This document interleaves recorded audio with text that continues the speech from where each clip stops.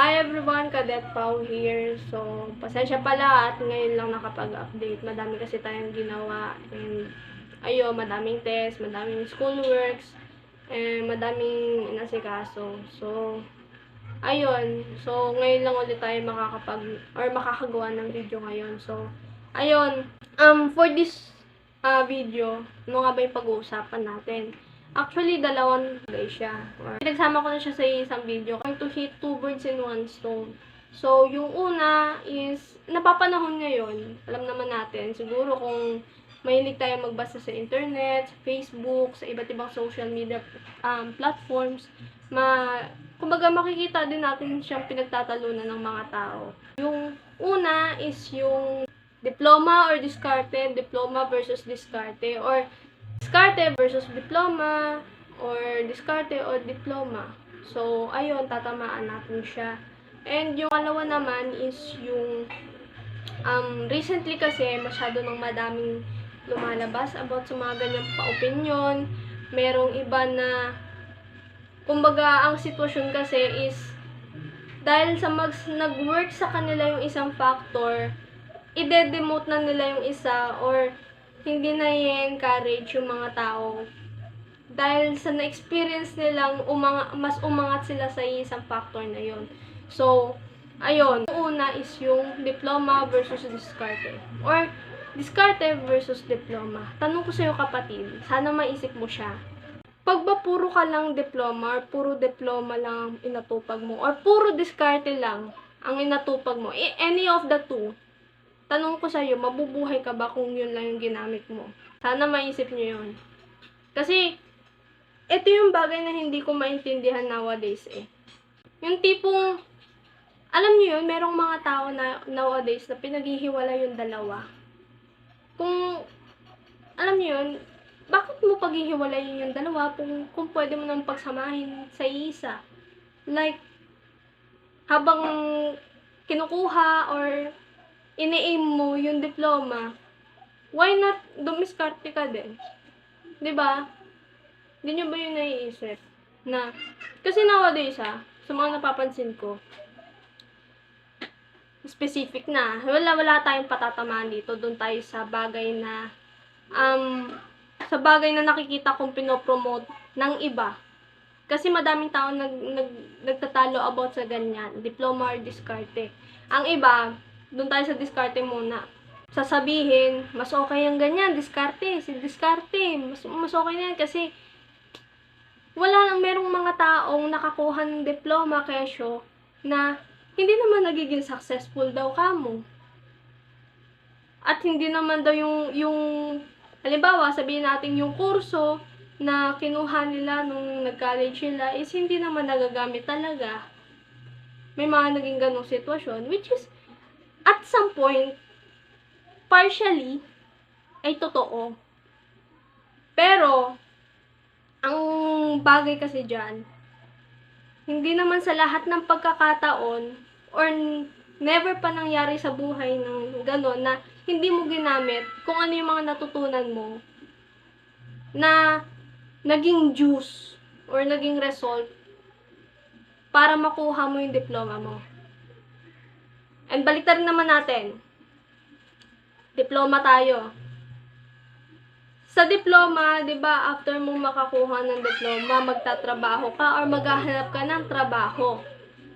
Ngayon, sabihin natin ang naging sitwasyon mo. Halimbawa ako na lang. Hypothetical lang hypothetical. Sabihin natin graduate na ako ng criminology. So, nag-apply ako halimbawa sa kahit anong tingin ko ay connected sa criminology. Sabihin natin hindi ako natanggap sa mga ganon or hindi ako nakuha doon sa mga bagay na yon. Ngayon, ano ba dapat kong gawin kung hindi para sa akin yung mga bagay na pinapangarap ko sanang makuha? Sabihin natin police, sabihin natin nag-apply ako for PNP. Kung hindi ako makuha at hindi ako makuha sa iba, ano ba dapat kong isipin? Siyempre, dyan napapasok, di ba, yung diskarte. Or balik natin, sabihin natin hindi ganun yung sitwasyon. Ako, first year, hindi pa nakakapagtapos, pero soon makakatapos.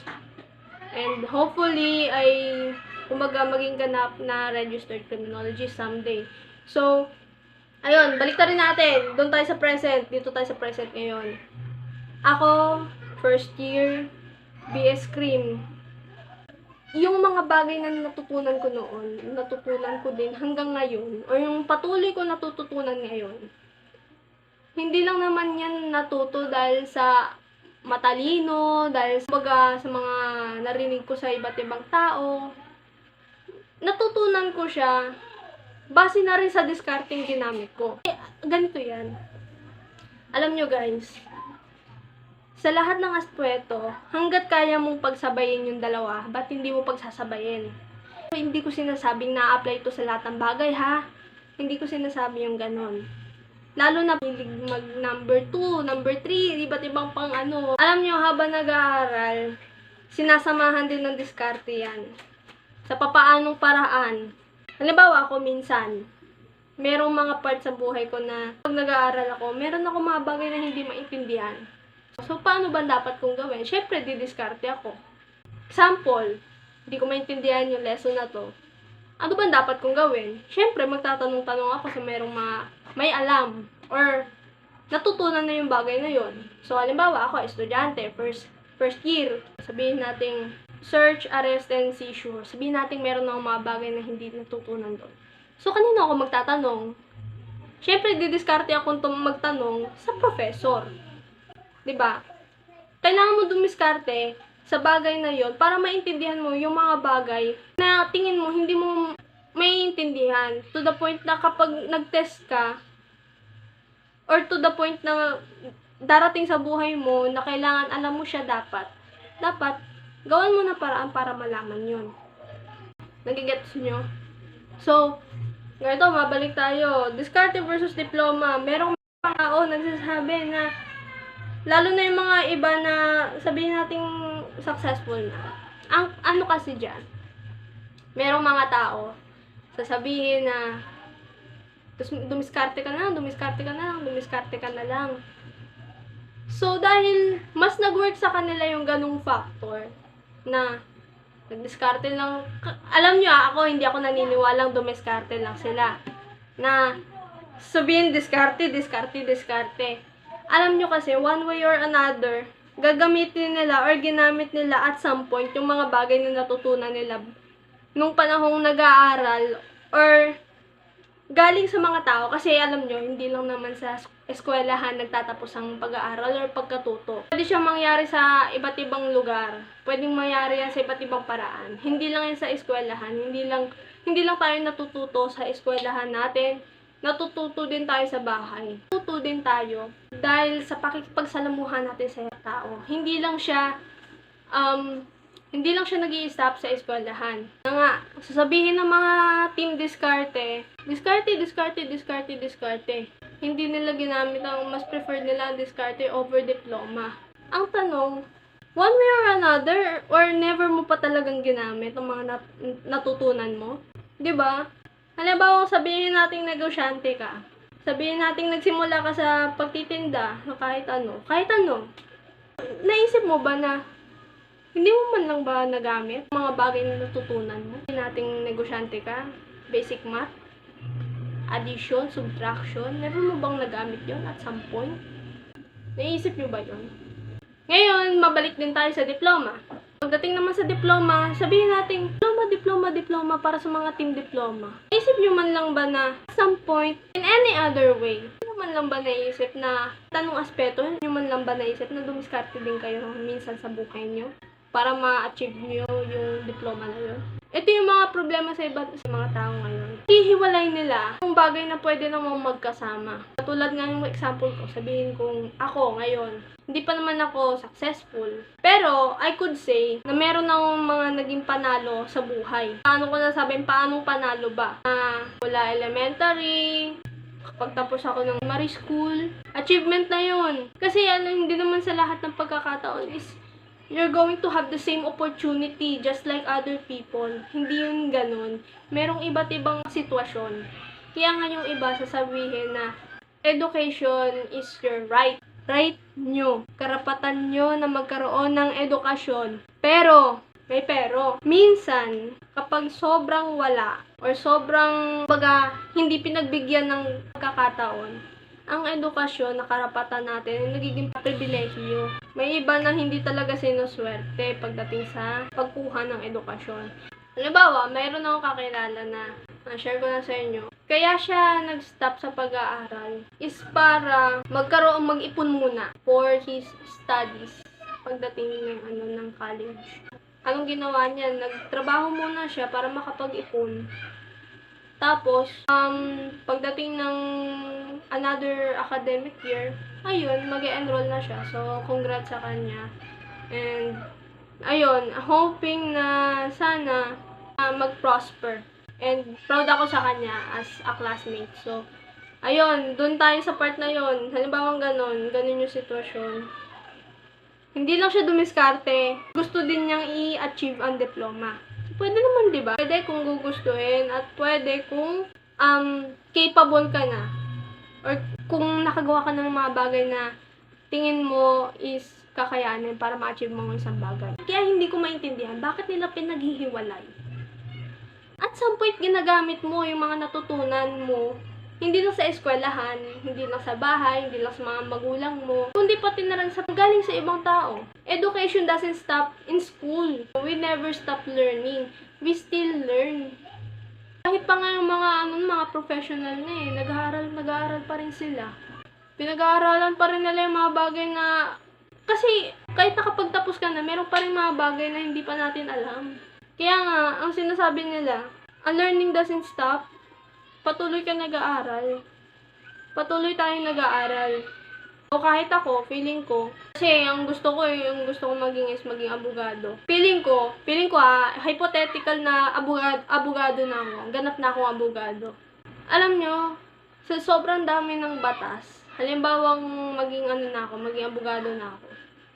Kahit pa nakapag-aral na ako, siguro ng law, mag-aaral pa rin ako. Lalo na pag gusto kong ipanalo yung kaso. Ayun, pinaghihiwalay nila, di ba?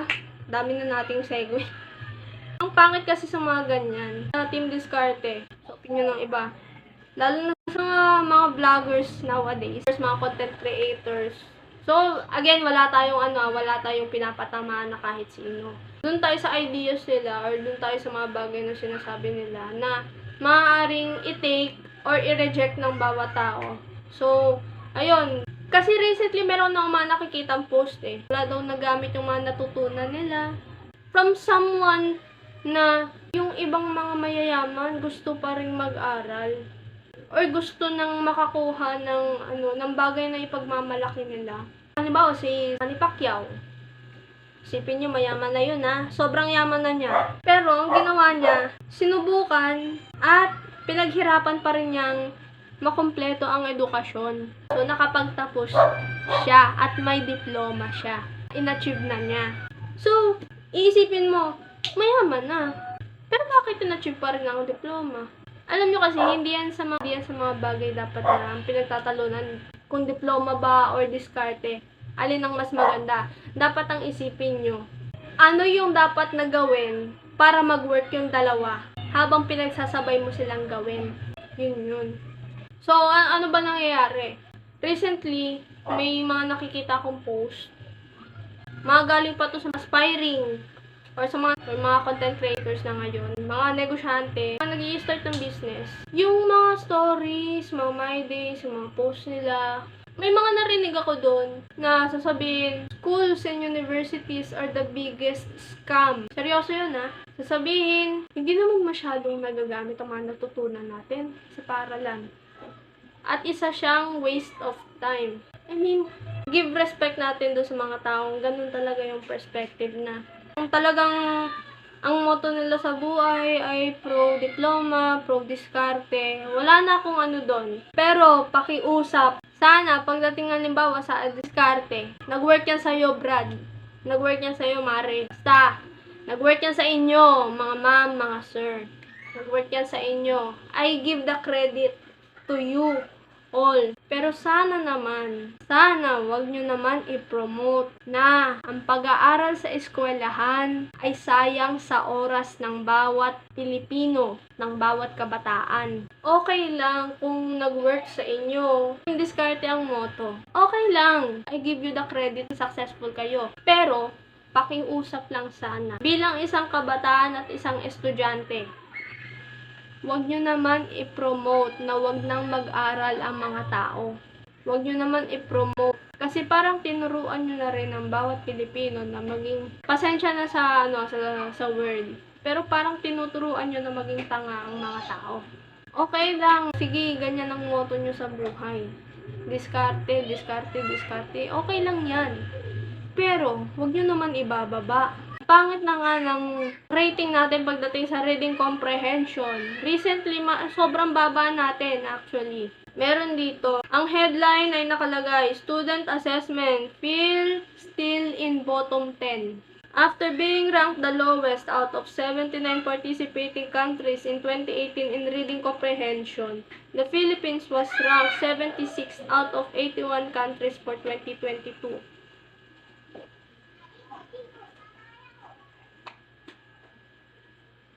So, ayun, kung iisipin natin is from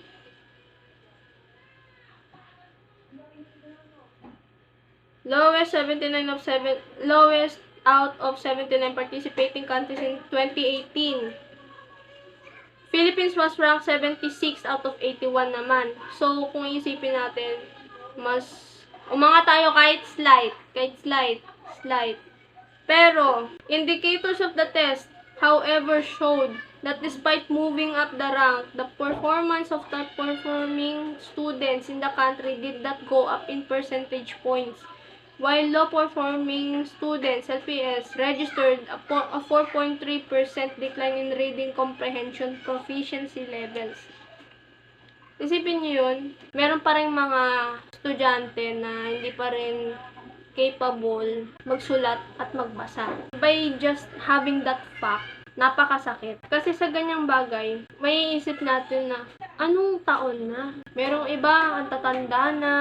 Merong nga, mas matanda pa sa akin, hindi pa rin marunong magbasa at magsulat. Pero, it's not about going against them. I'm not trying to call out a person. I'm talking about the issue. So, para sa mga team diskarte, mababa na nga yung natin, mga kapatid. Mababa na nga. Huwag nyo naman lalong pababain pa. Dahil lang sa mas gusto nyo ay diskarte. Isipin nyo, ito yung palagay ko. Mga pinopromote nyo by using social media. Pinopromote nyo kasi is, huwag na mag-aral ang mga tao. Ilalagay, walang masyadong natutunan sa eskwelahan, di naman masyadong nagamit. Bakit hindi nyo kasi ginamit? Joke lang, hindi yun. Hindi, ang huwag nyo naman i-demote. Huwag nyo naman ibaba ang willingness. Merong mga taong willing pa rin mag-aral. Despite the fact na merong iba na hindi capable or walang kakayahan na makapag-aral, pero gusto nilang mag-aral. Ngayon, kung tatanggalin nyo yan sa kanila, na gusto nyo, pinopromote nyo, na dumiskarte na lang sila sa buhay at wag na mag-aral. Wag naman. Isipin nyo, ang example natin dito is doktor. Kung isipin natin, kaya siya naging doktor is ginamit niya yung mga natutunan niya, yung mga naging experience. Well, yung mga natutunan niya talaga. Yun yung mga bagay na dapat natin i-credit dun sa mga doktor. Kasi napakahirap ng medisina. Hindi lang naman medisina yung mahirap. Madami pang ibang kurso. Hindi lang doktor ang mahirap gawin or gampanan. Kumbaga madami pang iba dyan. Pero for this particular topic, sabihin natin doktor. Diskarte. Naisip nyo ba na mabubuhay ang bawat tao kung puro diskarte lang? Like sabihin natin, Hey Doc, diskarte mo na lang yan. Diskarte ka na lang. so parang sinabi natin, maliligtas kaya ang tao kung puro diskarte lang ginamit ng doktor? Diba hindi? One way or another, gagamitin niya yung mga natutunan niya. Not only in the field of natutunan niya sa school, yung nag-aaral pa siya, pero yung mga bagay din na natutunan niya kumbaga yung sabihin natin, professional na. Professional experience. Professional practice. Hindi yan masasalba ng pure diskarte lang. Nag-work yung dalawa, di ba? Hindi lang diskarte. Siyempre, mahalaga din ang diskarte. Hindi lang sapat na meron ka lang natutunan. Siyempre, gagawa at gagawa ka ng paraan. Gagawa at gagawa ka ng diskarte one way or another. Enable to save people's life. Hindi naman gagamitin na niya yung diploma niya. Hindi. Hindi lang diploma yung magagamit niya eh. Like, hindi rin makakabuhay ng tao kung diploma lang yung ginamit niya. Diskarte din. Merong mga operasyon na talaga diskarte ng mga doktor ang kailangan gawin. Hindi lang yung solely na natutunan nila sa eskwelahan. Hindi lang yung solely mga natutunan nila kung paano manggamot ng tao. Sinamahan din ng diskarte yan. So, ayan. Sana, pagdating sa, sana nare-realize nyo, lalo na yung mga taong nagpo-promote, dinedemote ang isang factor. Especially yung sa mga team diskarte. Nasasabihin nyo, school and universities are just a waste of time. That schools and universities are the biggest scam. Like, seriously, hindi naman porket hindi nyo na-achieve ang isang bagay, kailangan nyo i-demote. Para gawin din ng ibang tao yung mga bagay na ginawa nyo din. Wala namang purely masama doon.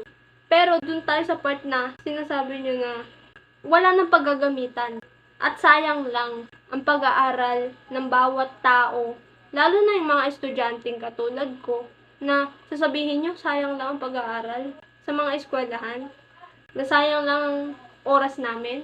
Paano pa yung mga gustong mag-aral ng medisina? Paano pa yung mga taong gustong mag-aral para maging engineer? Yung maging accountant, yung maging IT, yung maging abogado. Tapos sasabihin nyo, sayang lang sa oras namin. Di sana tinulungan nyo na lang kami. Sasabihin nyo lang sa amin, diskarte. Gamitan mo lang ng diskarte.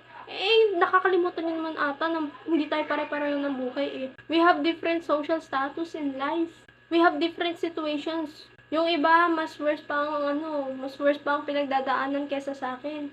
Ako, well, not saying na I have a perfect life.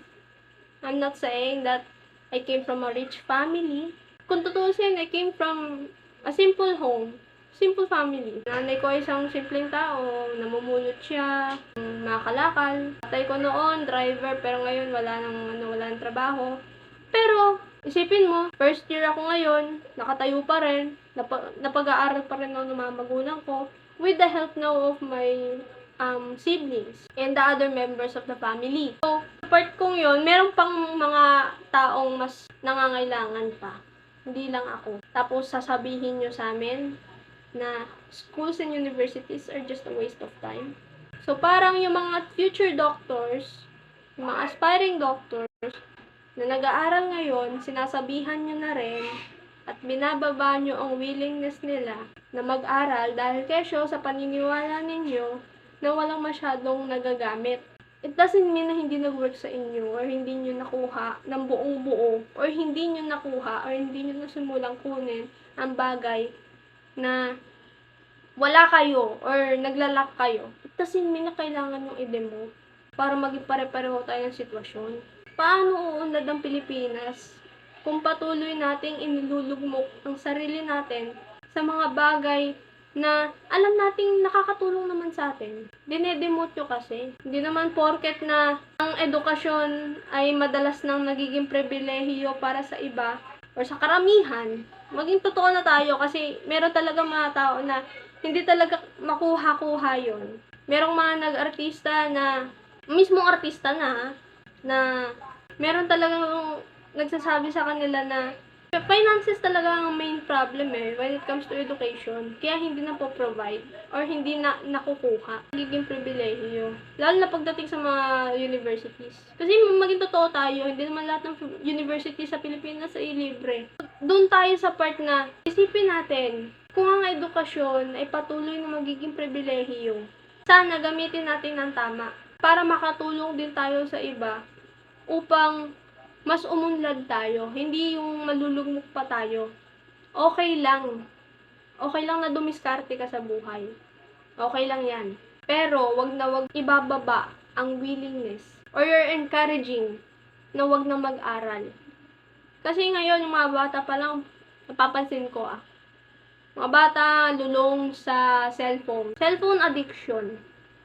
Alam niyo, ang laking bagay noon. Kung noon, dati, naglalaro po yung mga bata sa labas. Ngayon, hindi na. Bakit? Puro cellphone. Cellphone sa umaga, cellphone sa tanghali, cellphone sa gabi. Cellphone addiction is also one of the problems here in the Philippines. Correct me if I'm wrong. Hindi ko naman nilalahat ha. Wala akong nilalahat. Doon lang tayo sa mga part na nakikita kong hindi siya magandang tignan eh. Sabihin natin successful ka na, successful ka. Kesyo sinasabi mo na karte lang ang ginamit mo eh. Sige, give ko na yung credit sa'yo.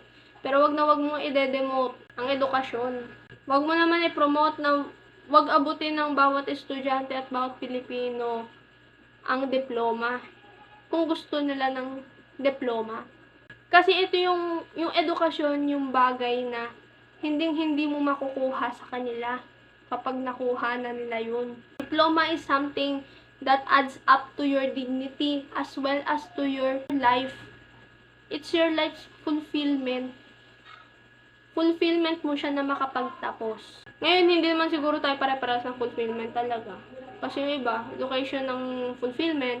Yung iba is successful in terms of finances, financial stability, yumaman. Well, lahat naman siguro gustong yumaman. Kahit naman ako. Pero, ang pangit lang talagang pakinggan, as in, na sabihin sa'yo, like ako na lang siguro, kung doble cara, ba? Kung 2 tao siguro ako, meron pa akong isang katawan, tapos kakausapin ko yung sarili ko, Huwag ka na mag-aral. when you have the means naman pala to study. When you have the means, why not take the opportunity? When you have the means, bakit hindi ka mag-aral? Makakabuti naman yun sa'yo, hindi naman makakasama. Like kung gusto mo maging doktor, gusto mo maging doktor, pero ayaw mo mag-effort. Sabihin natin na sige, try mo, gusto mo maging doktor, diskarte lang ang kinuha mo. Wala, hindi mo gagamitin talaga. Di naging doktor, kwak-kwak ka nun. Naging faith healer ka. Nagpa-practice ka ng medicine sa maling paraan. Yan ay napahamak mo or napalala mo yung sitwasyon, di nakasuhan ka pa. Diba? Yun yung sinasabi natin. So, why not instead of separating two factors that could add up to your success, that could add up to the fulfillment of your, kumbaga yung tinatawag nating finish line, why not take both? Why not use both? Karte at diploma, instead na paghiwalayin nyo yung dalawa, why not use that too? Alam nyo, eto prangka na. Bakit ko kanina pa minimension yung mga team diskarte? Alam nyo kasi, wala pa kasi yung nakikitang edukado na sasabihin nila wag ka na mag-effort. Parang wala pa naman. Correct me if I'm wrong ha. Yun kasi yung nakikita ko eh. Baka hindi ko lang talaga nakita yung iba. Syempre, iilan lang. Tsaka choice mo naman kung ano yung pakikinggan mo eh. At tsaka kung sino yung pakikinggan mo. Choice mo yun. Choice mo kung sino pakikinggan mo. Choice mo kung ano ang pakikinggan mo. Pero dapat, kung makikinig ka man sa tao, dun ka sa alam mong makakabuti sa'yo. Hindi yung mukhang makakabuti lang sa'yo. Kaya nga sinasabi ng iba, don't judge the book by its cover. Also see the page and the contents. So, ayun lang naman. Sana, sa mga content creators, mga YouTubers, mga entrepreneurs, mga businessmen and women, okay lang na mag-promote kayo ng diskarte. Pero wag nyong i-demote ang education. Education is still beneficial to everyone. Magagamit nila yan. One way or another, gagamitin nyo yan. Tayo, gagamitin natin yan. One way or another. So, school and universities are not a waste of time and not just a scam. In any other way, matututo ka at makakapag-aral ka at meron ka mga matututunan. The world is too big. Ayun, sana madami kayong natutunan and hopefully see you next time. Kailangan ko nang tapusin to kasi madami pa akong gagawin ha.